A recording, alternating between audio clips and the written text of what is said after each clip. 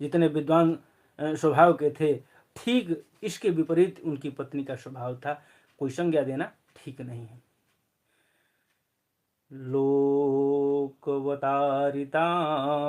क्रूरा प्रायशो बहुजल्पिका शूरा च गृहकृत्येषु कृष्णा कलह प्रिया।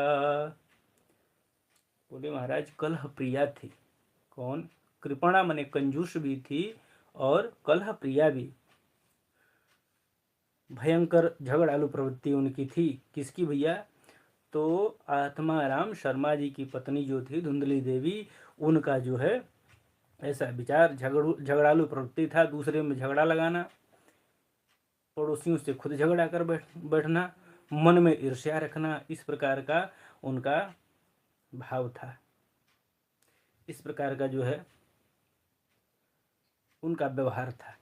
अब पंडित जी जो है उनके व्यवहार से बड़ा दुखी रहते थे और संयोगवश जो है उनको कोई संतति भी नहीं थी।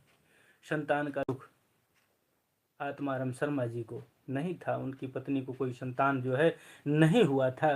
ब्राह्मण ने मन ही मन जो है एक दिन इस बात की पीड़ा मन में लेकर के जो है क्या किया, तो गृहम त्यक्त्वा वनम गतः, गृहम त्यक्त्वा वनम गतः, गृह का त्याग कर करके और वन को चले गए। अब जब वन गमन किए तो घनघोर वन में पहुंच करके एकांत जा करके बैठ गए और बैठ करके कुछ नहीं करे, खाली रो रहे हैं। बैठ करके जब एकांत में रो रहे थे, संयोगवश उस रास्ते से कुछ संतों का, कुछ साधुओं का समूह जो है निकल रहा था। संतों ने देखा कि कोई दिव्य तेज वाला व्यक्ति जो है बैठा हुआ, बैठ करके विलाप कर रहा है, रुदन कर रहा है। तो रुदन करने का कारण क्या है? लग रहा है कि प्रभु की प्रीति प्राप्त करने के लिए जो है यह रो रहा है। और संतों का हृदय तो भाई नवनीत होता है, संतों का हृदय तो बड़ी कोमल होता है, तुरंत दया आ जाती है। वो आजकल के संत आधुनिक संत नहीं थे, पुरातन संत थे जो मन में दया का भाव रखते थे। और दयालुता के भाव से जो है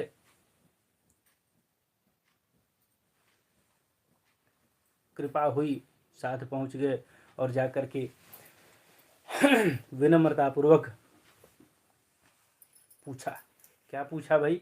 क्या कहा? कथम रोदसी विप्रत्वम का ते चिंता बलीयसी वदत्वं सत्वरम मह्यम स्वस्य दुखस्य कारणम। संत ने पूछा, क्यों रो रहे हो भाई? कौन सी चिंता सता रही है? शीघ्र हमें बताओ। ब्राह्मण ने देखा कि संत सहानुभूति दिखा रहे हैं। ब्राह्मण संत के सन्मुख और मुक्त कंठ से जो है रो पड़ा, यानी कि आवाज चिल्ला के भुकर भुकर के, जिसको रोना हम लोग बोलते हैं। मुक्त कंठ का मतलब दिल से मुंह खोल करके पूरी आवाज निकाल करके रोना, कंठ मुक्त होकर के रोना शुरू कर दिए, विलाप करने लगे और चरणों में चिपक गए, चरणों में गिर गए। किं ब्रवीमीरिषे दुःखं पूर्वपापे न सिंचितं मदीया पूर्वजात स्तोयं कवष्णोपभुंजते। बोले महाराज आपके मन की बात जो है क्या बताऊं, न जाने पूर्व जन्म में कितने पाप का उदय हुआ हो। पूर्वजों को जल्द मैं देता हूँ तो उनकी आंखों से भी आंसू आ जाते हैं, क्योंकि मेरे बाद हमको कोई जल देने वाला नहीं प्राप्त हुआ है। भगवान का दिया सब कुछ मेरे पास है, नहीं है तो क्या नहीं है। संतान के बिना घर जो है काटने को दौड़ता है। मैंने एक गाय पाली है। देखिए गोकर्ण ये आत्माराम जी जो है बता रहे हैं, आत्मदेव जी जो है बता रहे हैं कि मैंने एक गौ का पालन भी किया है, गैया भी मैंने अपने घर में रखा है। लेकिन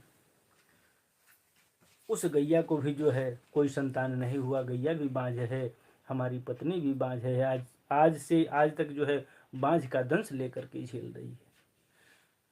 उस गाय को कोई बछड़ा नहीं हुआ, वर्षों से घर में बंधी है। मैंने एक वृक्ष लगाया, वह भी जो है कितना बड़ा हो गया, पर उस पर भी जो कोई फल नहीं आते।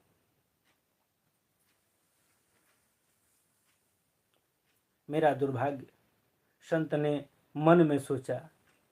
अब संतों ने मन में विचार किया कि देखो हम कहाँ फंस गए। हम तो सोचे थे कि प्रभु से प्रीति के चक्कर में यह आकर के मुक्त कंठ होकर के रो रहा है, लेकिन यहाँ तो मामला सीधे उल्टा पड़ गया। संतों ने विचार किया, राम राम, हम तो कुछ और समझ रहे थे, हमने तो कुछ और सोचा, यहाँ निकल क्या गया। मुंचा ज्ञानम प्रजारूपम बलिष्ठा कर्मणोति विवेकम तो समासाद्यम त्यज संसार वासनम। भैया, संतों ने कहा, हे ब्राह्मण, तुम किस चक्कर में पड़े हो? इस दुनियादारी में क्यों उलझना चाहते हो? पुत्र होकर के, संतान होकर के किसको क्या सुख दिया है? तुम तो ब्राह्मण हो, तेजवान हो, तुमको क्या बताना है? बोले महाराज, राजा सगर के 60,000 बेटा पैदा हुए, पर कौन से बेटा जो है सगर को सुख दिया? कपिल भगवान का अनादर करके जो है सभी भस्म हो गए। कपिल भगवान का अनादर किए और कपिल भगवान ने अपने शाप से उनके 60,000 पुत्रों को जला दिया। पीढ़ियां लग गई महाराज, दशकों बीत गया।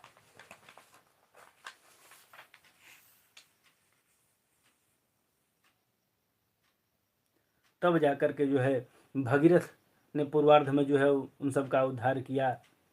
धर्मात्मा अंग का नाम आपने सुना होगा। ब्राह्मण को जो है संत समझा रहे हैं कि धर्मात्मा अंग का नाम आपने सुना होगा। वह भी संतानहीन थे, बड़े बड़े यज्ञ किए, तब जाकर के उनको एक बेटा हुआ। और उस बेटा का क्या नाम है, वो बहुत बड़ा नास्तिक निकला, बहुत बड़ा नास्तिक निकला। उसका वास्तविक नाम जो है नास्तिक वेन था। वेन बहुत बड़ा नास्तिक राजा था और धर्मात्मा का पुत्र था, और यज्ञ करने के बाद उत्पन्न हुआ, क्योंकि यज्ञ के प्रभाव से ही जो है वह उत्पन्न हुआ था। उनके जीवन में संतति नहीं थी, इसलिए जो है वह नास्तिक हो गया। अब संतों की ऐसी वाणी को सुन करके, ऐसी बात को सुन करके पंडित जी आत्मदेव शर्मा जी कह रहे हैं कि हे प्रभु, हे संतजन, आप हमको वैराग्य मत सिखाइए।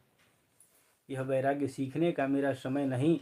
अगर हमारे कितना प्यारा होता है वह समय, कितना सुहाना होता है वह समय, जब छोटा बच्चा घर में हो, किलकारी मारे, उसकी किलकारी गूंजती है, उसकी तोतली बोली से जो है पूरा घर गुंजायमान होता है।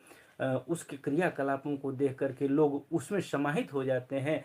इन सब चीज़ों का सुख जो है हम कैसे प्राप्त करेंगे? हमको नहीं मिला।